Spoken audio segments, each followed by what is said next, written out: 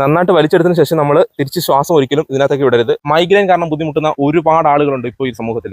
ഒരുപാട് മരുന്നുകൾ പരീക്ഷിച്ചിട്ട് അതൊന്നും യാതൊരു കുറവും ഇല്ലാതിരിക്കുന്നവരാണ് എല്ലാവരും. നമുക്ക് ഈ ഒരു മൈഗ്രെയിന് അത്യുത്തമമായിട്ടുള്ള ഒരു മരുന്ന് നമ്മുടെ ചുറ്റും തന്നെയുണ്ട്. അതിന്റെ പേരാണ് മുക്കുറ്റി എന്ന് പറയുന്നത്. ഈ മുക്കുറ്റി എന്ന് പറഞ്ഞാൽ ഈ ഒരു തോട്ടത്തിൽ പകുതി കൂടുതൽ മുക്കുറ്റികളാണ് ഈ നിൽക്കുന്നത്. ഞാനിതാ ഇതെന്ന് പറയുന്നത് മുക്കുറ്റിയാണ് കേട്ടോ. ഇതാണ്ടോ നമ്മുടെ ഒരു പുളിയിലയുടെ ഒരു ചെറിയ ഇല പോലെ വരുന്ന ഒരു ഭാഗമാണ്.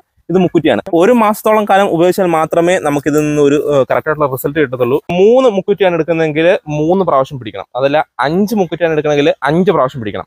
പ്രത്യേകം ശ്രദ്ധിക്കേണ്ടത് നമ്മൾ വേര് ഉൾപ്പെടെയാണ് എടുക്കേണ്ടത്. ഈ ഒരു വേരിനകത്ത് മണ്ണുണ്ടാവും. ആ മണ്ണൊക്കെ ഒന്ന് കൈ കളഞ്ഞേക്കാം. ഇതിനകത്ത് ഒരുതരം പൂവുണ്ടാവും. ഇത് കണ്ടോ, ഈ നിൽക്കുന്നതൊക്കെ പൂവാണ് ഇതിന്റെ.